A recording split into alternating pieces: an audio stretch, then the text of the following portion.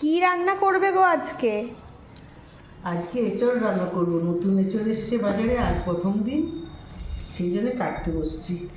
আর হাতের মধ্যে তেল নিলে কেন? দেখছিস না কত আঠা আঠা লাগবে না, ওই জন্য তেল দিলাম না। তেল দিলে না, সর্ষের তেল দিলে এঁচড়ের আঠাটা হাতে লাগে না, ছেড়ে যায় তাড়াতাড়ি।